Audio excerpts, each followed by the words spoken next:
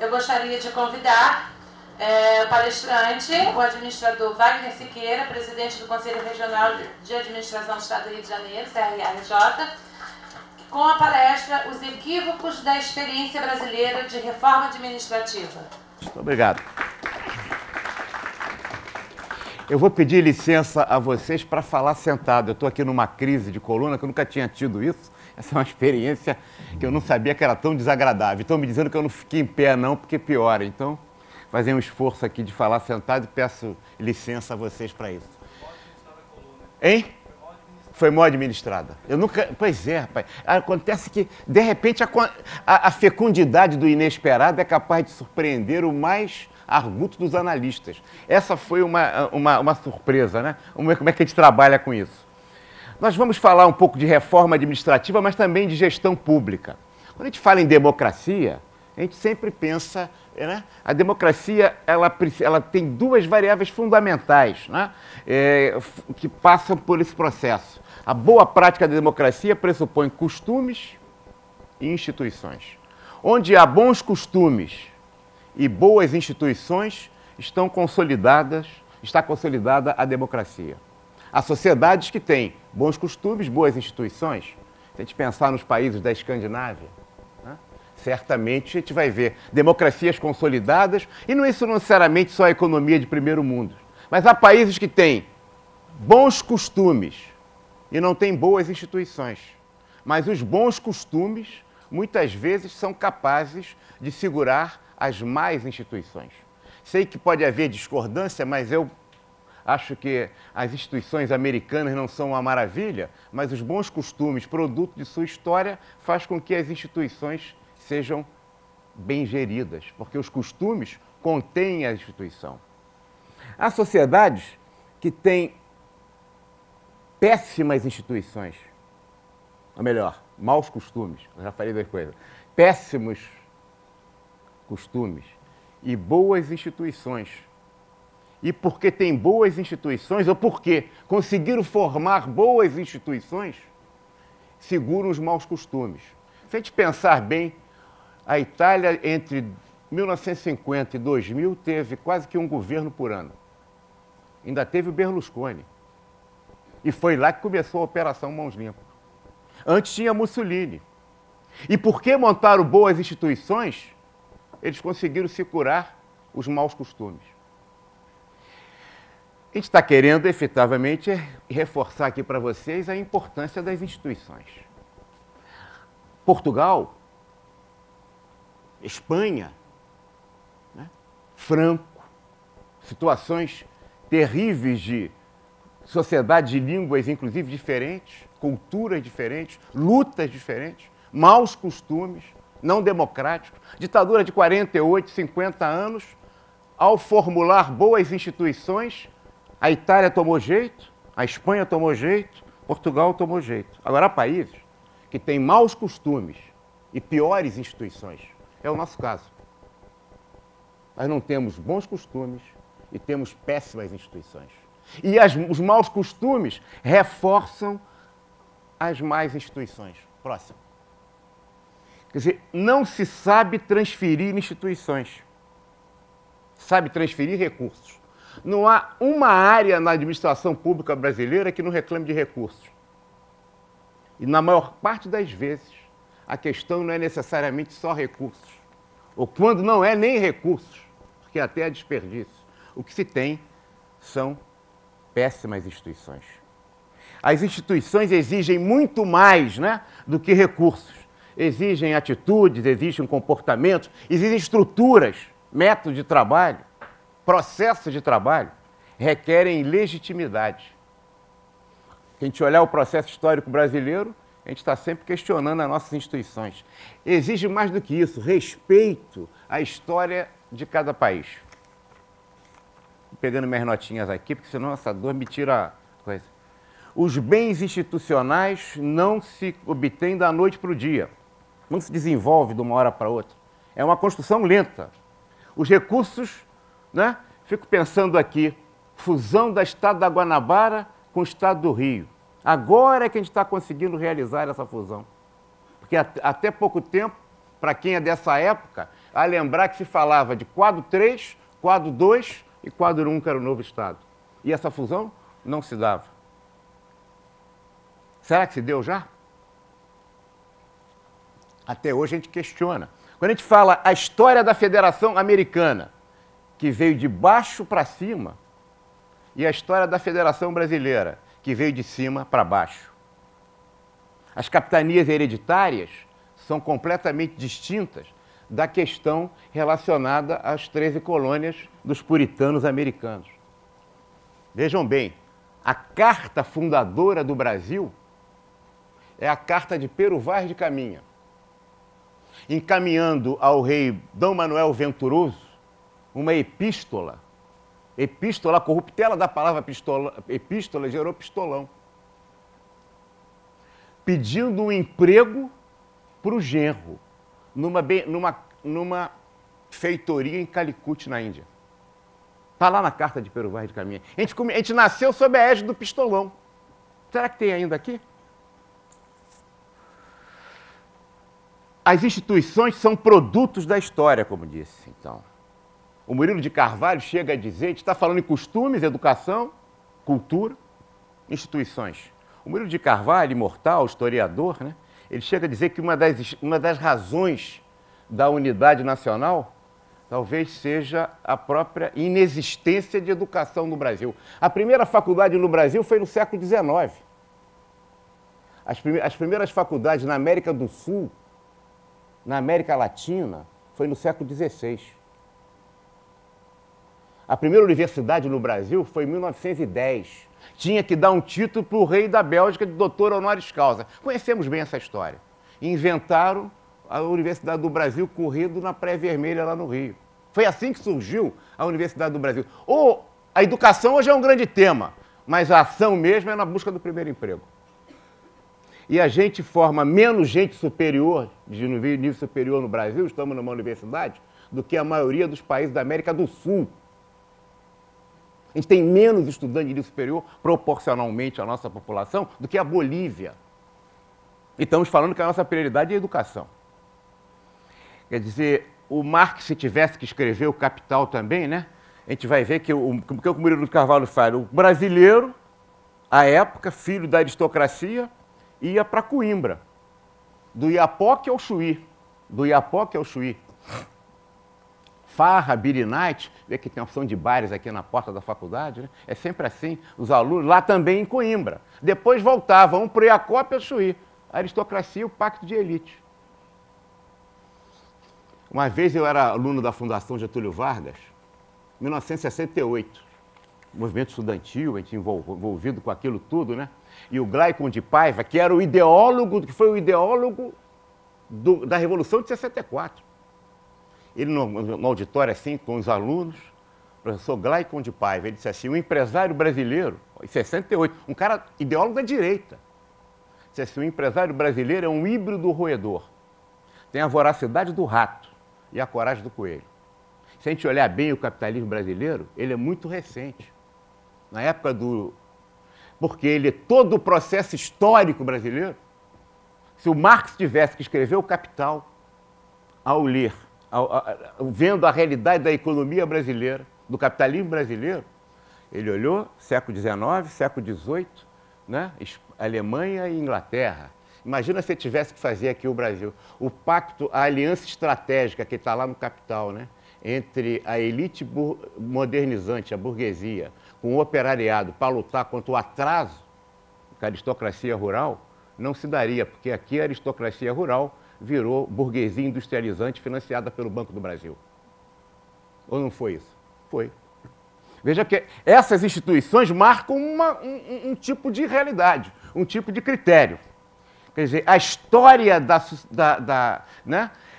Talvez, e aí estamos falando em Marx, né? Talvez ele errou sério nas profecias que fez de história, né? Mas acertou uma, que a decadência talvez seja a única lei irrevogável da história. Vamos à próxima. A história da gestão do Brasil, e agora entrando no nosso tema de fato, mas fortalecer a questão das instituições. As sociedades que avançaram com os maus costumes, avançaram porque consolidaram boas instituições. A gente fala em educação e não a pratica. Agora, a gente esquece que as instituições educam, mas também deseducam. O garoto aprende que tem que respeitar o sinal na escola, mas os sinais ninguém respeita. O garoto aprende que tem que participar como cidadão, que ninguém exerce a cidadania sem exercer um papel político. E quando ele vai para os partidos políticos, tem donos. Todos. Todos. E aí ele vê outra regra. E aí ele se deseduca pelas instituições também. E a gente educa e deseduca pelas instituições. A história no Brasil de gestão pública é uma sucessão dos mesmos equívocos e dos mesmos erros, das mesmas disfunções, e todo mundo achando que está fazendo pela primeira vez aquilo que está revolucionando com uma ideia nova, que nunca é nova, é novelha, porque ela é com outro título, dizendo exatamente a mesma coisa. Vou dar um exemplo, né? No presidencialismo ou no parlamentarismo que nós tivemos em um ano? No bipartidarismo ou no multipartidarismo? Na ditadura ou no regime democrático? Na normalidade política ou na ditadura, portanto? Os mesmos equívocos. Vamos olhar só a área de recursos humanos. A gente não vai muito longe, não. A Revolução de 30, ela é produto de um momento histórico muito importante no mundo, em regimes totalitários que surgiram no mundo inteiro, de direita ou de esquerda. Stalin na Rússia, Mussolini, Hitler, Alemanha e Itália, Salazar em Portugal, Franco na Espanha, Getúlio aqui. Mas todos eles modernizantes, totalitários, direita ou esquerda. E a Revolução de 30 profissionaliza, começa efetivamente a profissionalizar a administração pública brasileira. A velha república é abandonada e há uma revolução na administração pública. E aí o primeiro grande ato é a Constituição de 34, imposta pela Revolução de 32 de São Paulo, onde os paulistas estavam absolutamente certos, né? A Revolução de 34 já colocou todo mundo, já deu estabilidade no emprego para os servidores públicos. O segundo ato foi a Lei 284, que criou a Comissão do Serviço Público. Repete o seguinte: no país, aonde a vaca vai, o boi vai atrás. O que a União faz, os estados e municípios repetem. Sempre assim. Esse é o primeiro constatação. Esquecendo até a razão do federativo, nessa relação tripartite que nós temos entre União, estados e municípios. Essa atipicidade brasileira. Mas que acaba que só a federação faz isso. A natureza jurídica, a natureza do regime jurídico, a estabilidade ou a flexibilidade? Nós estamos brigando com isso desde a década de 30, para chegar hoje. Vamos lá. O primeiro ato que consolida isso é o decreto 1713, de 28 de outubro de 1939. Chamou o primeiro Estatuto do Servidor Público Federal. Os estados e municípios, na época, repetiram isso. E lá se dizia o seguinte: todo mundo que trabalhava no serviço público era o quê? Estatutário. E só se podia admitir pessoas no serviço público através de quê? Do regime concursivo. Isso já está na Constituição de 1891, isso já estava na Constituição de 34, isso se repete no Estatuto de Servidor Público, onde todo mundo vira estatutário. É criado o DASP, Departamento Administrativo do Serviço Público, em 38, em 30 de julho de 1938, Lei 579. Estou falando aí porque sei que tem algumas pessoas aqui diretamente vinculadas à administração pública, né? A Lei 579, que cria o DASP, Departamento Administrativo do Serviço Público, vamos ver mais adiante isso. E aí, todo mundo que entrasse, vem o regime de concurso pelo DASP. Um concurso um atrás do outro. E todo mundo era concursado. Até que os brasileiros voltam da guerra, o Getúlio é derrubado, tem a eleição, o Dutra se elege, e o Getúlio se elege em 9 estados, apesar de ter sido, né, convidado a sair. E nós criamos, em 78, o primeiro plano econômico, em 1948, chamava-se SALT. Saúde, do F, AL de alimentação, T de transporte e E de energia. É o primeiro plano econômico do Brasil. E aí a gente tem que pensar nisso, porque naquela época fazer planejamento econômico era coisa de comunista.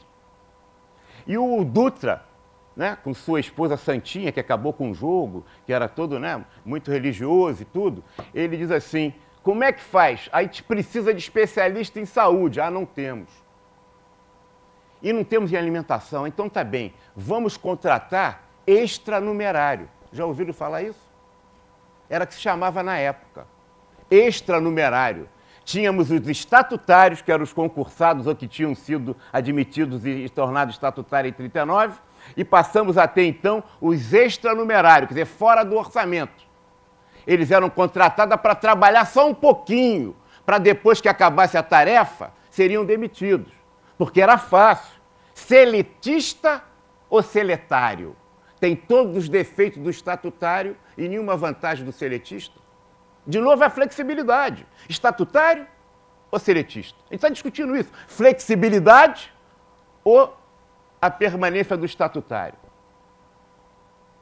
Mais de 70 anos discutindo isso. Vamos chegar hoje. E aí o Dutra botou tanto extranumerário para fazer o SALT, o plano SALT, e que já daqui a pouco tinha mais extranumerário do que estatutário. Porque não ficou só o especialista, tinha que ter o garçom, tinha que ter o datilógrafo. Naquela época era datilógrafo. O oficial de justiça, o administrativo. Já viram esse filme? E daqui a pouco mais, como disse, mais extranumerário do que estatutário. E aí começa a pressão. E agora? A gente não tem estabilidade, pode ser só... Era tudo fora do orçamento, por isso que era extranumerário. E aí vem, de novo, vem a eleição de 51. Bota o retrato do velho. Bota no... Com essa música? Já lembrou, né? Bota o retrato do velho. Bota no mesmo lugar. O sorriso do velhinho. Faz a gente trabalhar. Era o Getúlio que voltava. E o Getúlio volta, e logo depois, em 52, faz o segundo Estatuto do Servidor Público. Aliás, não sei se todos sabem, 28 de outubro era o dia do servidor, porque agora não é mais, porque não se comemora coisa nenhuma, né? Antigamente se dava aumento, fazia uma opção de coisa, né? Era sério isso, agora não é sério, há muitos anos que não é sério. E eu não estou falando de governo A nem B, hein? Estou falando de um processo histórico.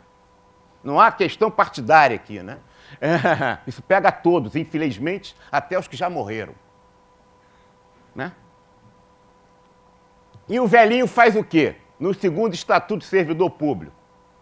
Todo mundo que era extranumerário virou o quê? Estatutário. Isso não é claro, isso é óbvio. A história só se repete, já estou falando muito do Marx, né? Como farsa ou como tragédia. Né? Isso é um pouco de farsa, porque isso realmente é de uma hipocrisia monumental, e tragédia porque está condenando o futuro.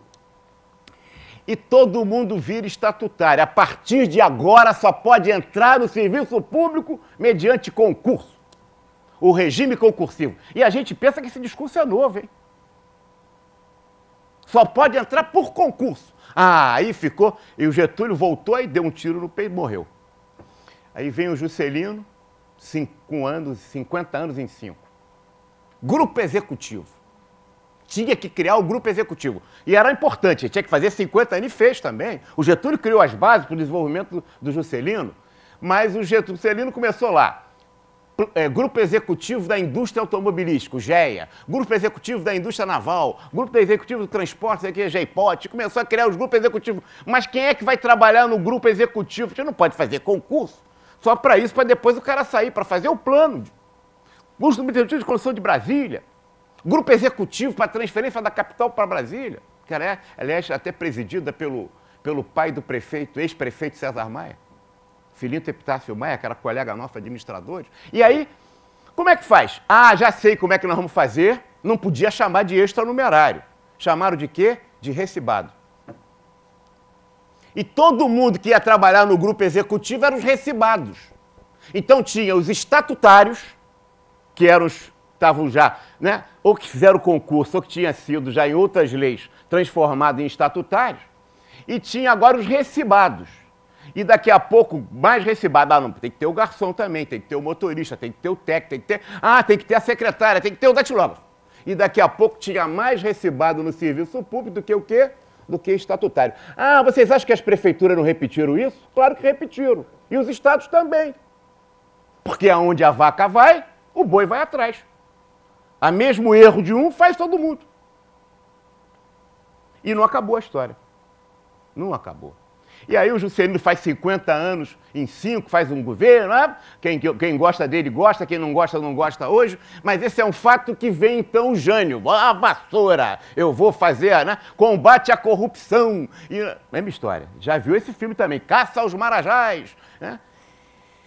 E aí o Jânio não aguenta, 7 meses sai, e aí vem o período do parlamentarismo, que foi o grande período do Jango, né? E aí ele faz uma lei fantástica.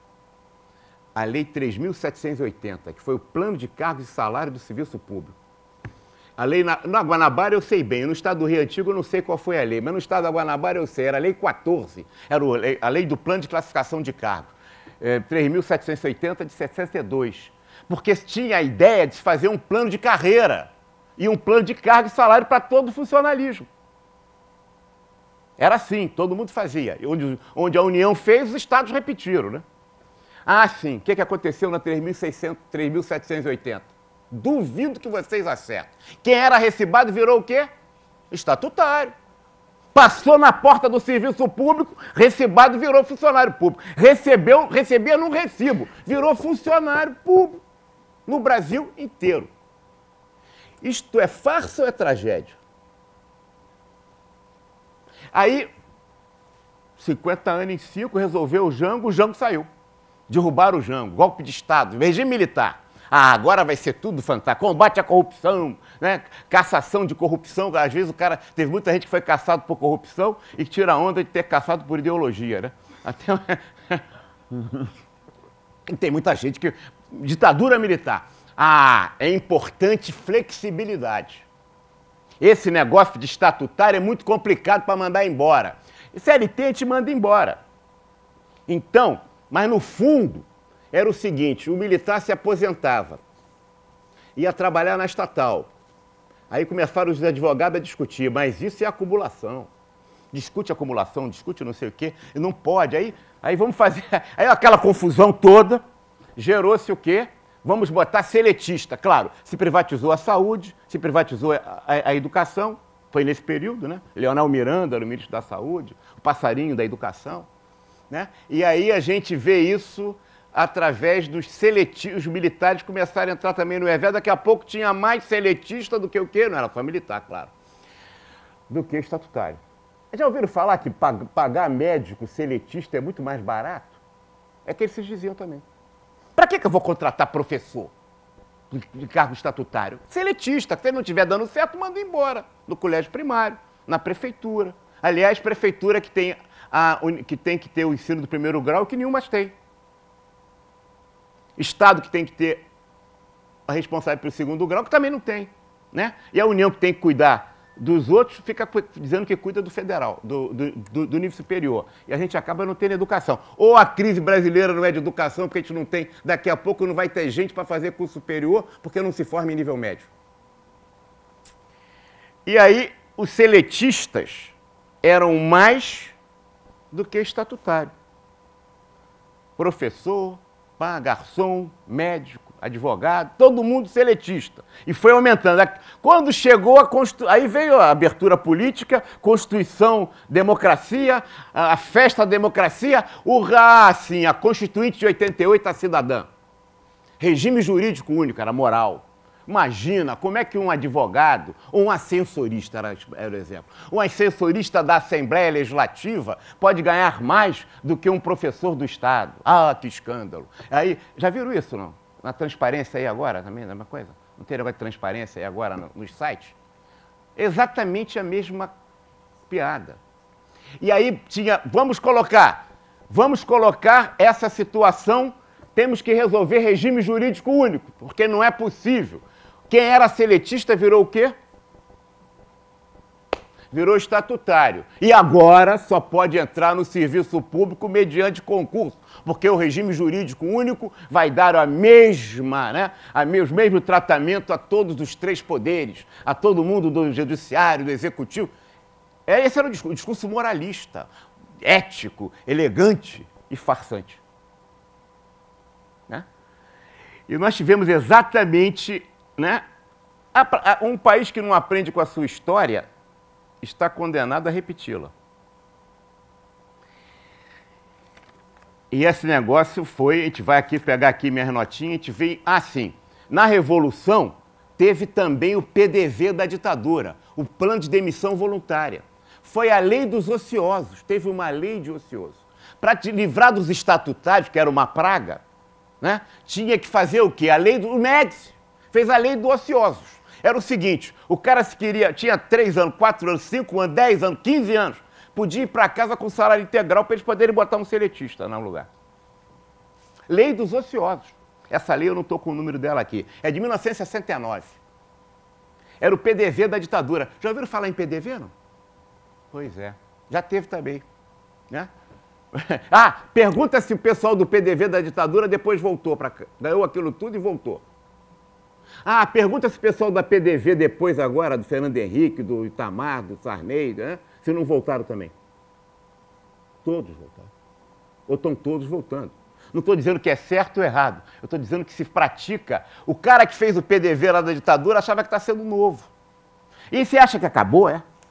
Não acabou, não. Agora eu esteve vendo há pouco tempo um ministro da Saúde defendendo a fundação estatal.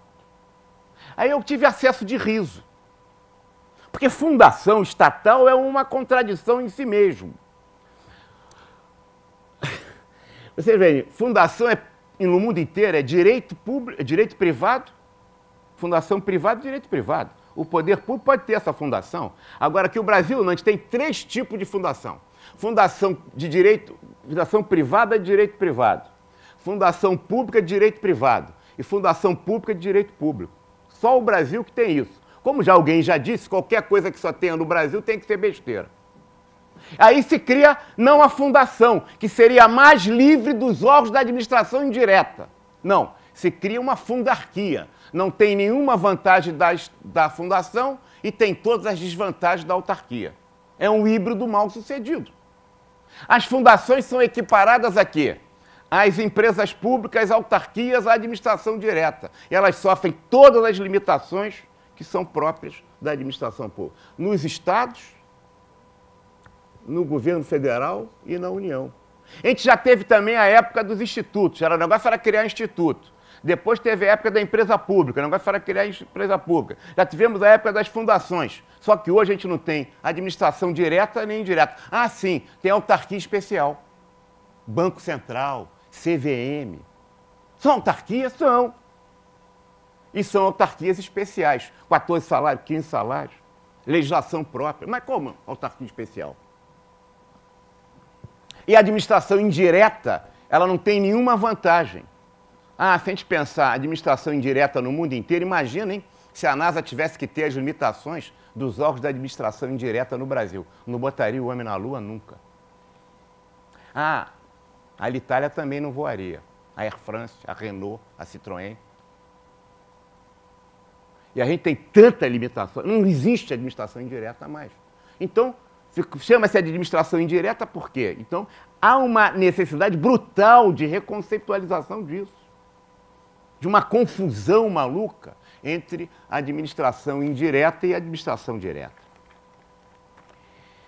Aí o servidor público é o bode expiatório, né? Há agente demais no serviço público. Então tem que criar uma fundarquia, agora uma fundação estatal. Não é isso que a gente está ouvindo? Bom, agora não é bem assim. Agora a gente evoluiu mais. Né? Agora são as OCIPs, as ONGs e as organizações sociais. Por quê? Porque dá mais flexibilidade para a administração.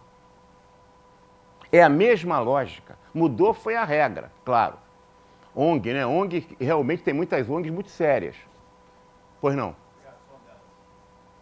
ONGs muito sérias. Mas tem muitas ONGs também que são complicadas. Que são, em vez de ser Madre Teresa de Calcutá, são máquinas Teresas de calcular. Tem organização social que não é organização social, é uma empresa. E as ONGs sérias como a sua perdem prestígio e reconhecimento e passa a entrar na vala comum, que nós, de novo, estamos perdendo, né, a força da sociedade civil, contaminando-a com toda essa problemática que existe na administração pública. Não tem. E aí, nós estamos fazendo com as ONGs, com as organizações sociais, com a OCIP, que a gente fez lá, estatutário ou seletista. E aí a gente entrega. É mais flexível? É, mas esse é o mesmo discurso e a mesma lógica. Nada nos leva a não crer que daqui a alguns anos vai ter outra Constituição no Brasil que vai dizer que quem trabalha no serviço público há tanto tempo numa organização social vai virar o quê? Estatutário. Porque isso tem sido a lógica. Só não virará agora se for diferente. Mas aí, ó, então, vamos avançar para a gente não... É ruim isso, né? A gente constatar essas coisas, né? Eu não estou falando novidade nenhuma para vocês. Estou falando que nós vivemos todos os dias. Só que, sim, agora a Constituição diz que a gente não pode gastar muito dinheiro em pessoal. Claro, pagamento de OCIP, de ONG, de pessoal, né? De organização social não entra na rubrica de pessoal. A gente está gastando muito mais. Como é que não está? Mas tem um limite, né? Isso me leva até a falar de uma coisa interessante que está me ocorrendo agora, lembrando aqui o companheiro que vai ser vereador agora em Paracambi, né? Secretário lá municipal. Eu estava pensando no orçamento público. Orçamento é fundamental na administração pública. No Brasil não é uma ficção, é uma farsa. Mais do que uma farsa, é um fraude. Desculpe quem trabalha nisso. Vamos pensar o orçamento direitinho. Como é que nasceu o orçamento? O orçamento no Brasil nasceu fundamentalmente, né? No mundo, quer dizer, o orçamento no mundo, essa dor está me atrapalhando aqui.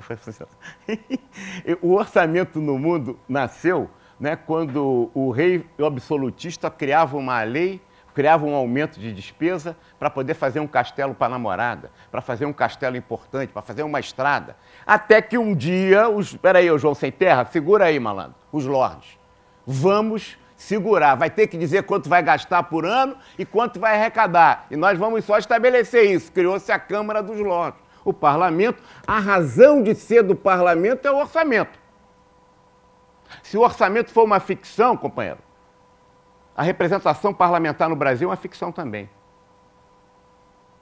Eu até tenho vontade de ficar em pé agora para falar isso. Mas, caramba, mas é isso mesmo. Se a gente pegar hoje qualquer prefeito no Brasil, qualquer governador e qualquer presidente da República, e olhar o número de atos que ele faz durante o período de gestão dele nos 4 anos, ele teve 2 atos principais. Primeiro, nomeando e designando pessoas para funções de confiança.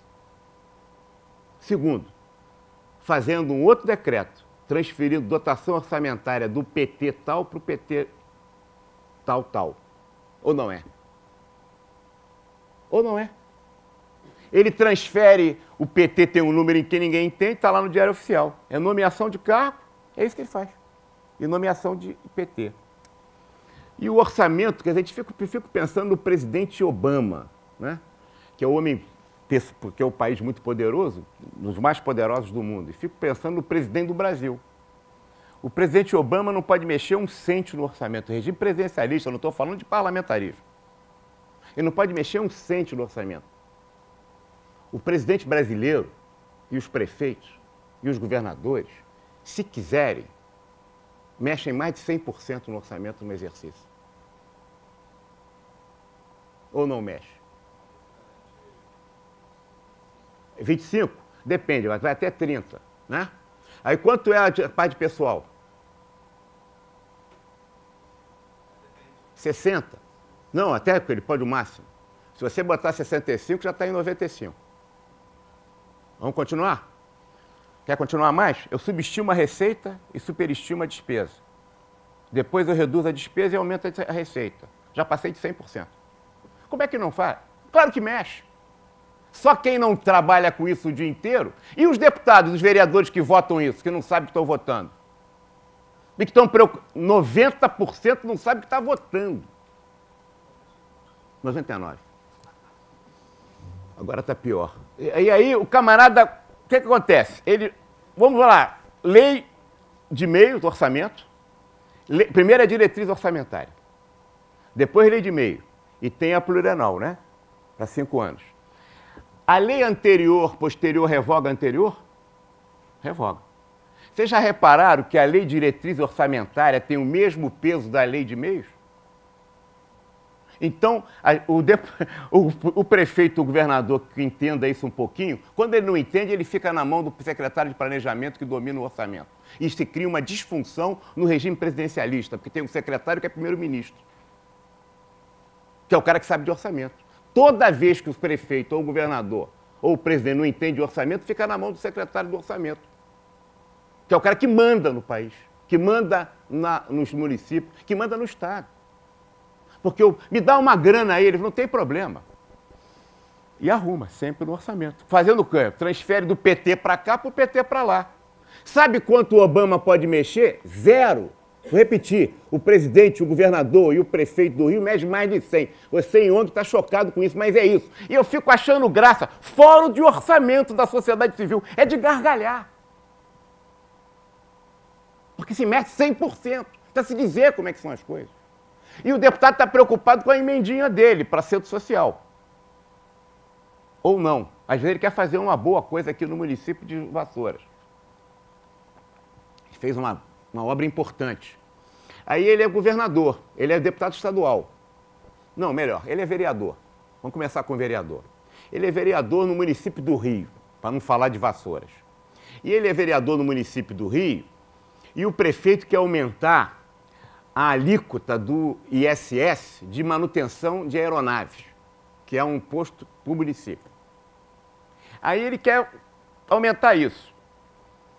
E o vereador está contra, porque acha que isso é um absurdo, vai sair os aviões de lá, não vai ter, vai prejudicar a economia do Rio. Aí o secretário chama ele, nem o prefeito, chama o vereador, se você votar comigo, eu libero a sua dotação da sua emenda, que você aprovou no orçamento. Aí o vereador vota. E a alíquota sai de 2% para 5%, de manutenção de aeronaves. Ah, não, esse cara agora é deputado estadual. E o governador quer aumentar a alíquota do ICM de combustível, que está em 12%, e ele quer botar em 18%. Mas o deputado é contra, sou da oposição, não vou votar isso. Aí o cara chama o vereador, o deputado, de qualquer partido, todos. Se votar comigo, aquela sua emenda lá, eu vou liberar. Se não votar, aí o cara libera. Aí a alíquota do ICM de combustível de aeronave sai de 12% para 18%. Bom, aí a manutenção de aeronave saiu do Rio, da cidade. Os aviões também foram. A combustível, 12%. Cada vez que o cara passou para 18%. Cada vez que fazia assim, ó, chupava uma coluna enorme de gasolina, de combustível. Foi para São Paulo os aviões. E o aeroporto do Rio ficou às moscas. Eu estou contando um caso real, todos dois. E aí a gente fica dizendo que essas empresas aéreas absurdas... Bom, a gente viu agora de novo esse filme se repetir. Na Azul, que queria ficar no Rio, no Santos Dumont, não aguentou, foi para São Paulo, em Campinas. Ou não foi? Esse é o mesmo filme. E aí, por causa do orçamento, que é uma farsa, porque senão você não mudava 100%, vou repetir, o orçamento brasileiro autoriza o governador, o prefeito e o presidente a fazer. Ele faz se quiser. Uma vez um prefeito muito esperto, ele falou assim, prefeito, estão derrubando o seu veto. Ele falou, não tem problema não, é mais barato. Eu falei, como é mais barato, prefeito? É mais barato, porque se eu ficar discutindo, eu vou ter que dar alguma coisa. Eu falei, deixa ele vetar, porque sabe por quê? Se a lei for muito ruim, eu não faço. Se ele for para a justiça, normalmente a justiça não vai dar razão. E se a justiça me mandar, como eu sou autorizado a fazer, eu faço se quiser, eu também não faço. Prefeitos, atenção com isso, hein? Não é isso? É. Exatamente isso. É chocante para quem está na sociedade civil, mas isso é verdade, mestre. Se você olhar bem... querem continuar o orçamento? Vamos continuar o orçamento, então. Vamos lembrar aqui, por exemplo, né? Eu fico pensando aqui no orçamento, num exemplo que a gente pode me ocorrer agora, eu fico pensando aqui também na questão da auditoria, do sistema de controle. O orçamento é para fazer o controle. A gente pensar, e a razão de ser do parlamento é o orçamento.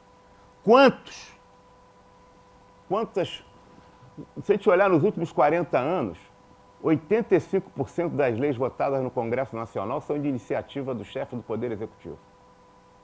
Quem legisla no Brasil é o chefe do Executivo. Prefeito, governador e presidente. 85% das leis de 40 anos. 10% é do Poder Judiciário. O deputado até vota. Sabe por quê? Só no Brasil, que é um país que tem ainda muito dos seus ranços dessas histórias, tem vício de iniciativa. A maior parte das leis mais importantes o deputado não pode legislar, ou não é? É. Sabe onde existe isso? Nos países presidenciais. Bom, eu estou falando nos Estados Unidos porque talvez eu sou parlamentarista pior do que o Plínio Salgado, do que o Raul Pila. Eu sou mais parlamentarista do que o Raul Pila. Raul Pila foi o grande precursor e ideólogo do parlamentarismo no Brasil. Mas eu tenho que citar o regime americano como presidencialismo, porque é o único país que... sim, me diga um país do mundo em que o presidencialismo funciona direito. Tirando os Estados Unidos. Pode dar um. Dá um. Um país. Digam um. Não vão dizer, porque não tem. Qualquer país que funcione mais ou menos não é presidencialista. Presidencialismo é um sistema atrasado, muito anterior ao parlamentarismo, né? E é onde você tinha que eleger. Os americanos foram sábios, né? Por isso que não colocaram diversos níveis, e aí só 4 anos, né? Um país que tenha presidencialismo que funcione. E aí, sabe quanto o Obama quantas leis ele pode mandar para o parlamento americano? Nenhuma. Ele não tem competência para legislar. A única coisa que ele faz é, através do líder da maioria, o encaminhamento do orçamento. No Brasil, o chefe do executivo fez 85% das leis. Então nós temos instituições, de novo. Se as instituições não funcionam, porque o poder legislativo não legisla. O orçamento é uma farsa. Porque você muda mais de 100% no orçamento. Basta querer. E a origem do parlamento é o orçamento. Se a gente não mexer em instituição, tudo que a gente ficar conversando aí é conversa fiada. Eu estou dizendo, não estou dizendo nada politicamente correto aqui, mas esse é o objetivo mesmo. Isso aqui é um centro universitário. Não dá para ficar só no oba-oba. Tem que dizer as coisas como são. Um prefeito no Brasil, ou governador no Brasil, só tem minoria se quiser na Câmara. Só o Saturnino conseguiu isso no Rio de Janeiro. Foi um gênio. Já notaram isso? Não tem como. Vocês não viram a Cátia Abreu ontem, descendo o Planalto? Não tem como ter minoria do Congresso. O Collor, porque passou da conta, né? Foi outro que teve, né? O Collor e o Saturnino, os dois pegaram de... Porque esses poderes não são poderes. Essas instituições não são instituições. Eu já estou muito velho para ficar falando só o que o outro quer ouvir, né? É preciso mudar tudo para tudo ficar exatamente como está. E a gente pensa que acabou, né? É o consenso verde e amarelo desse país. Quem é que proclamou a República? Um monarquista, que ficou zangado. Esse não pode ser primeiro-ministro, Pedro II. E aí ele proclamou a República, Deodoro. Ah, sim, quem proclamou a independência? O Pedro IV de Portugal, que virou Pedro I no Brasil. E quem é que fez a lei de sexagenários, a lei do ventre livre, né? Quem foi? Os gabinetes parlamentaristas do Império conservadores, nunca os liberais. Ah, sim. Já dizia alguém na Revolução Francesa, nada mais girondino do que um jacobino no poder. Nós estamos vendo isso agora, de novo. Ou não? Estamos.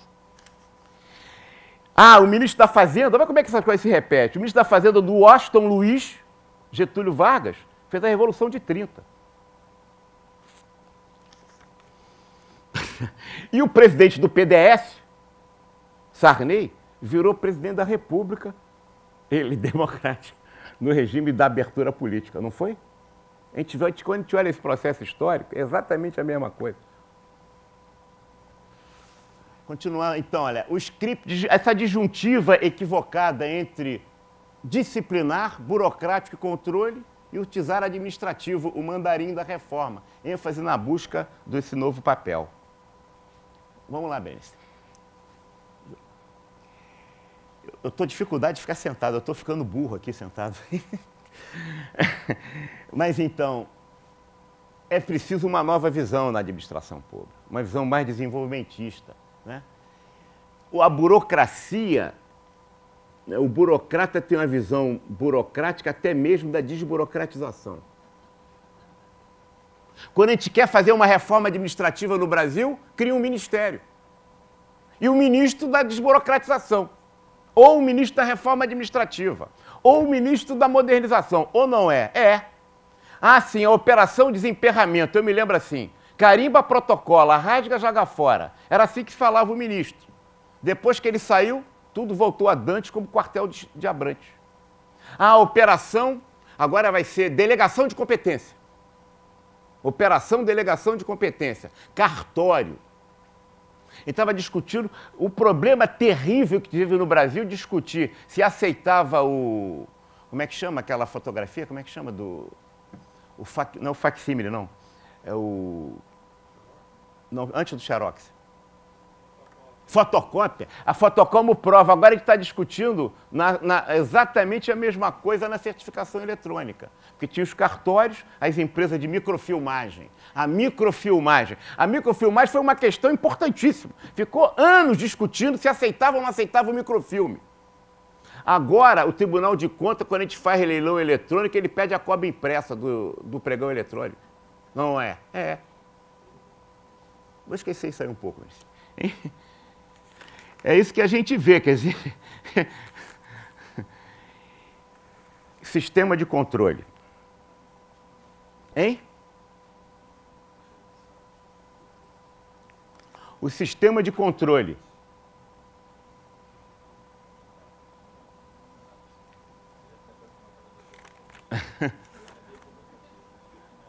É provocativo, tem horário, tá certo. Esse negócio é provocativo mesmo. A gente teve a Constituição de 67, né? Os escândalos dos chafarizes na prefeitura. Alguns prefeitos, coitados, foram fazer um chafariz porque entendiam que aquilo era importante para a cidade. Foi a desculpa para a Constituição de 67 centralizar tudo na União. O ministro da Fazenda hoje manda mais que o Senado.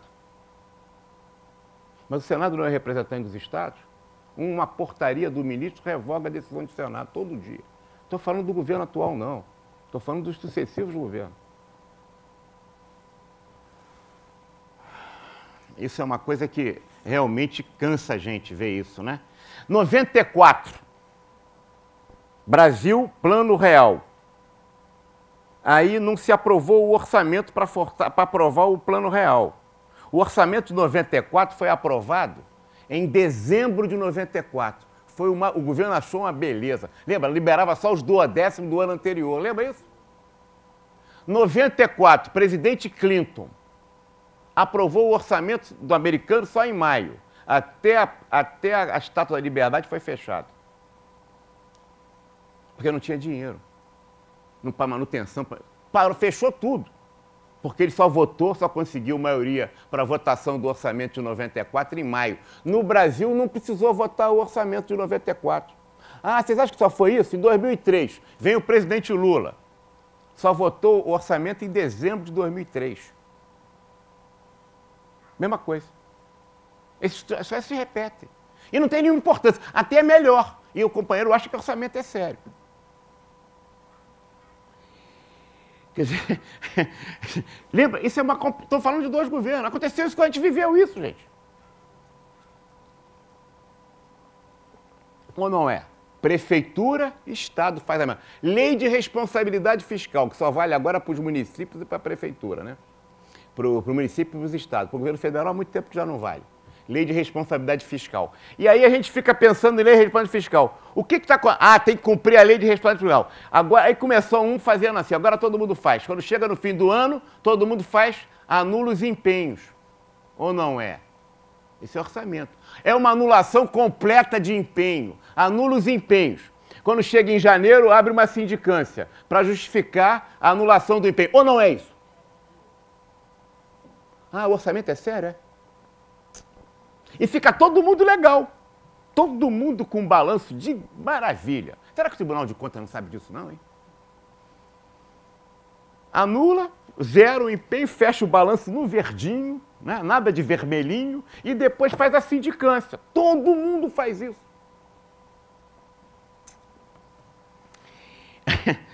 E aí a gente fica dizendo que esse negócio é sério.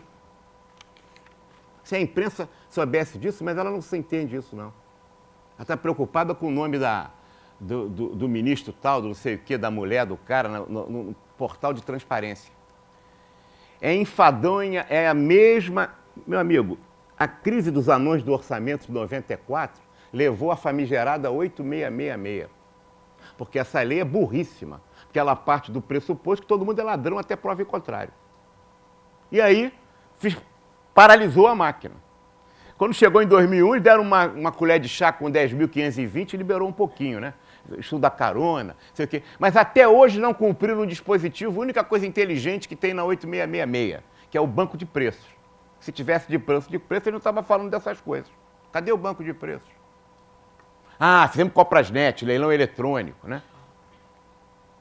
Quem conhece leilão eletrônico sabe o que acontece nessas coisas na área de saúde, na compra de remédios, de equipamentos.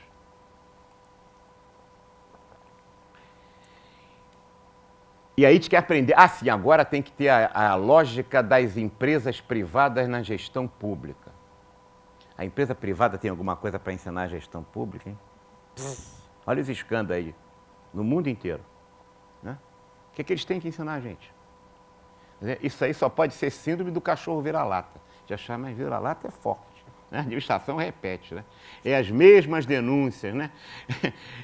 E aí o pobre do funcionário, do prefeito municipal, tem que primeiro prestar conta para os ministérios, que enche o saco. É mais complicado prestar conta para os ministérios do que atender para fazer o que ele tem que fazer, porque tem um dinheirinho lá do ministério. Então os caras se comportam como se fosse TCU. Então a gente tem que prestar conta para os ministérios direitinho. É? Depois, e também é o TCE. E também, vocês não têm aqui, mas no município do Rio tem o TCM. Tem 5 municípios brasileiros que têm tribunais municipais. Né? Salvador, Rio, São Paulo, São Luís, está me faltando o 5º. Está faltando o 5º. Aí tem o TCU, o TCE, que não é de contas, nem de resultados, mas é um órgão juridicista, legalista, do forrito dos atos, formalismo dos atos. Eles não estão preocupados com o resultado, estão preocupados com o rito. 80% dos processos de administração de aquisição no Brasil, nos 3 níveis de governo, não são feitos pela 8666, melhor dizendo, são feitos por dispensa de licitação. Como é que é a dispensa de licitação? Eu quero contratar ali o Clóvis para fazer um trabalho para mim da empresa dele. O Clóvis arruma 2 coberturas. Ou não é? É. Ele arruma 2 coberturas, eu monto o processinho direitinho, contrato o Clóvis. Isso é 80% das contratações no Brasil. Federal, estadual e municipais. E a gente fala que é lei 866, que acha que todo mundo é ladrão até prova em contrário. Isto não é o roubo, é o desperdício, o custo, o prejuízo da agilidade da administração pública na prestação do serviço público. Ao invés de se fazer alguma coisa que seja... O custo do controle no Brasil é pior do que o risco, é maior do que o risco. Quando a gente vai ao Tribunal de Contas da União e vê aquela sede, a gente pensa que eles estão pensando que são outro poder. Eles não são poder legislativo, eles acham que são poder judiciário. Aliás, vamos falar uma coisa aqui para os advogados. Quem acusa não julga, né? Mas é o que eles fazem. O Tribunal de Contas do município também, do Estado também. É o ministro, imagina. É o conselheiro, né? Que te acusa que você vai se defender com ele. Você não tem chance. Não tem nem direito de controvérsia. Isso não é democrático.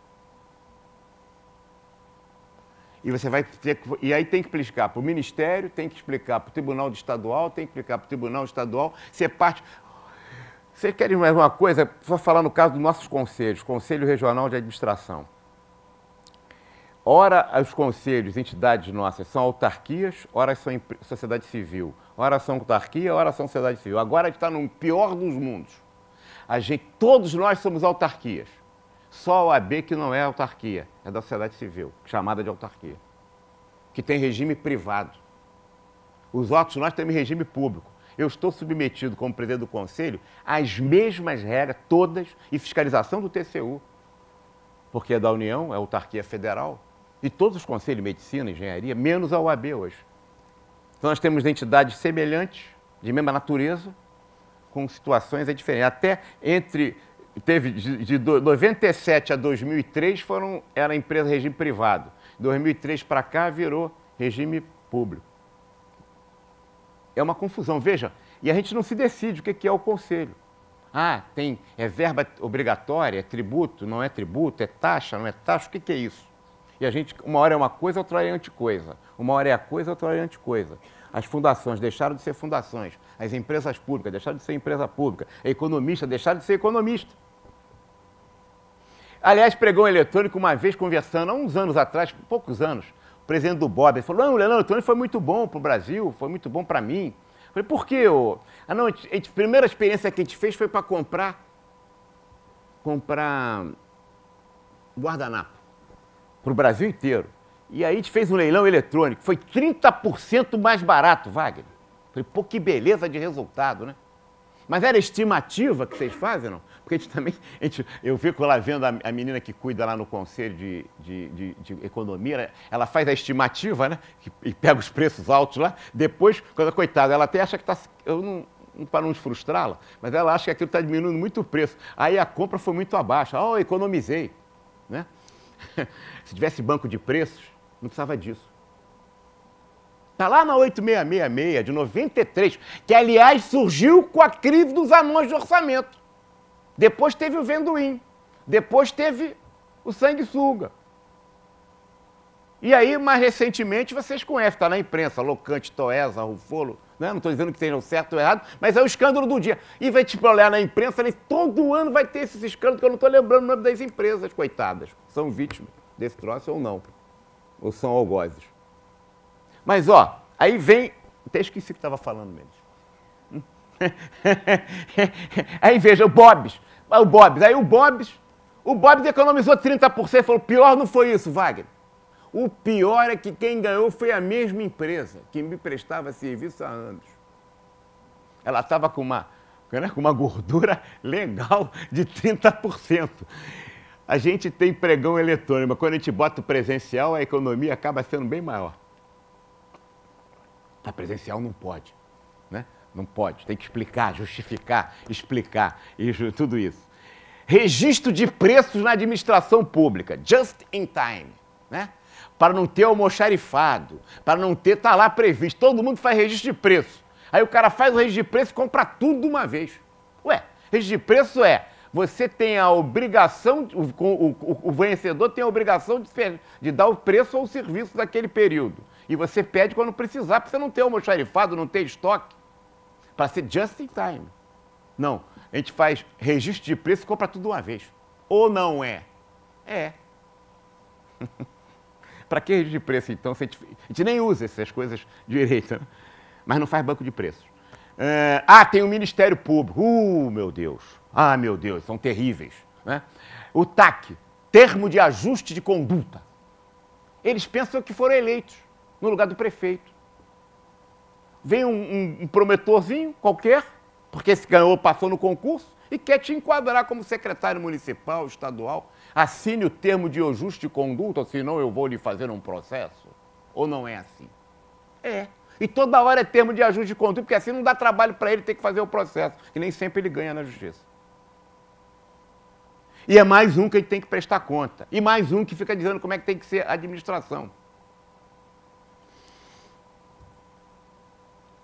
E aí o gestor público passa a ser cada vez mais centralizado na prestação de contas, para o Ministério Público, para o TCU, para o Ministério da pasta que está dando o dinheiro, para o Tribunal de Contas do município, para o Tribunal de Contas do Estado, e nós do Conselho Federal, para o Tribunal de Contas e para o Conselho Federal, no Conselhos Regionais, entidade de classe. A gente está prestando mais conta do que trabalho agora a gente faz.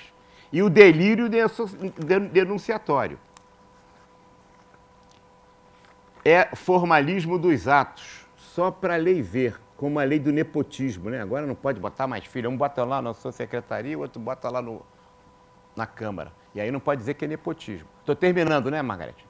Estou em cima da hora já. Meu amigo, e encerrando aqui essa questão com vocês, que estou colocando muitas frustrações, não são as variáveis econômicas as mais fundamentais para o desenvolvimento, são as instituições. Se nós não mexermos nas instituições, a gente vai continuar repetindo os mesmos vícios e os mesmos equívocos. As instituições importam, e importam muito. São as variáveis críticas, decisivas do desenvolvimento econômico. Para se conseguir um alvará hoje para fazer uma empresa é complicado. A gente tem que aprender com Portugal. Agora, para fechar uma empresa, quem já se tentou fechar uma empresa é uma complicação.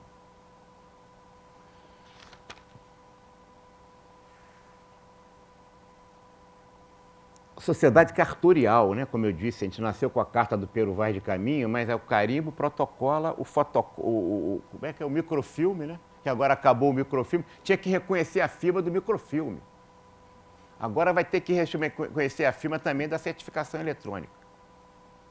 A gente não pode esquecer que o varejo dos direitos humanos passa por uma repartição. Quer dizer, no Brasil não há discussão sobre instituições. O que a gente discute é o tamanho do Estado. Estado mínimo, Estado mais. Isso é uma falácia. A gente não discute o Estado adequado. A gente viu presidente da República em debate discutir estatizar ou desestatizar, como se isso fosse um objetivo. Qual é a instituição adequada? Há momentos que tem que estatizar e há momentos que tem que privatizar. Mas que instituições a gente tamanho? Quais são as instituições que o Brasil tem? A nossa cultura retrata bem isso nos livros antigos, que marcam muito isso. Os donos do poder, Casagrande e Senzala, sobrados e mocambos, malandros e heróis, alienista. Aliás, a novela ontem estava o Tufão. É Tufão o nome do personagem? O Tufão lendo o Alienista, né? Recomendado pela Nina, né? Não era isso? O País do Carnaval, o primeiro livro do Jorge Amado. Isso é carnavalizado. Né? As reformas institucionais não podem ser produto das crises, dos momentos. Tem uma crise, mataram o Tim Lopes, aí vamos mudar a legislação. Mataram o Hélio, o menino, o João Hélio, aquele menino que foi assassinado, infelizmente. O Bruno, o goleiro do Flamengo, tem que mudar a legislação. Senão ele vai voltar para o Flamengo, aí vai acabar de liquidar com o Flamengo. Já está voltando, né? A gente esquece. E aí, os anões do orçamento, aí facilei. Como disse, 866 foi produto dos anões do orçamento. Isso atrasou o país. Aliás, 8 mil reais, a gente veio falando, 8 mil reais está desde 94, né? Não corrigiu, 94 ou 96? Quando é que corrigiu esse 8 mil? Né? Mas as obras estão fora. Isso cria uma breve oportunidade. Não se discute instituições. E quando a gente faz as leis, é em cima da crise. O problema brasileiro, portanto, não é cognitivo. Porque isso eu sei, vocês sabem, eu não falei nenhuma novidade para vocês aqui nessa hora. Estou 1 hora praticamente falando, não é isso? Eu não falei nenhuma novidade para vocês, todos vocês sabem. O problema brasileiro é de vontade. Vontade política é a resistência, no fundo, real, a mudar as coisas como estão. Ninguém exerce a cidadania sem exercer um papel político. Quando a gente se omite ou a gente participa em relação aos fatos que nos envolvem, nós estamos exercendo a cidadania, pela omissão ou pela participação. Isso não quer dizer ser parlamentar, deputado, governador, presidente, nada. Significa o ato do cidadão. Servidor público, a maioria aqui ou é servidor ou está pretendendo ser, como estudante, estudando gestão pública por isso, a gente tem um desafio enorme em relação a isso. A gente precisa da reforma das instituições políticas, sim, e isto como corolário disso, a reforma das instituições administrativas. O Brasil tem um projeto de lei feito, e se dito isso, pela ministra-chefe da Casa Civil, Dilma Rousseff, que é um projeto que está muito bem feito, que ficou no governo Lula engavetado, e infelizmente a presidente Dilma está engavetando o projeto de reforma administrativa que a ministra-chefe da Casa Civil, Dilma, fez ou coordenou. Por que será? Isso vai desanuviar, vai trazer as fundações para serem fundações, a autarquia para ser autarquia. Isso não é possível ter autarquia especial. Ou você começa a tirar cada vez mais da 8666, ora Petrobras, ora Eletrobras, e vai tirando, é claro. Como é que uma estatal, tipo Petrobras, pode ficar subordinada a essas questões? Agora, como é que um prefeito pode ficar subordinado a essa legislação absolutamente burocrática? E eu fico vendo um gestor hoje não passa pela administração pública sem arrumar uma porção de processos do Ministério Público e do Tribunal de Contas. Isso é um absurdo. Isso é uma loucura. Por quê? Será que todo mundo é ladrão? E não é verdade isso. A maior parte das pessoas são corretas. O cara deixou de publicar uma coisa, está lá respondendo um processo daqui a pouco. Ou porque ele não quis fazer o que o chefe do Ministério Público... Como é que o Ministério Público pode querer dirigir? Vai se candidatar e ser eleito. Pô. Essa aqui é a verdade. Nós estamos vivendo um momento muito difícil, achando que estamos... E vou encerrar, Margarete. Estou cansando vocês com essa colocações de falar o chover no molhado. Mas o Brasil, porque tem tecnologia de muita coisa de ponta, acha que o uso da tecnologia fez a administração pública melhorar. Nós estamos hoje com tecnologia do século XXI, mas estamos trabalhando com mentalidade do século XIX ainda. A cultura, a mentalidade é do carro de boi, junto com tecnologia do século XXI. E isso tem uma defasagem enorme. Até o uso da tecnologia, a gente usa tudo muito moderninho, mas a mentalidade é do carro de boi. E nós precisamos compatibilizar, trazer esse carro de boi e colocar na tecnologia que seja realmente, essa carroça efetivamente vire uma transformação da administração pública pela mudança da mentalidade. Muito obrigado.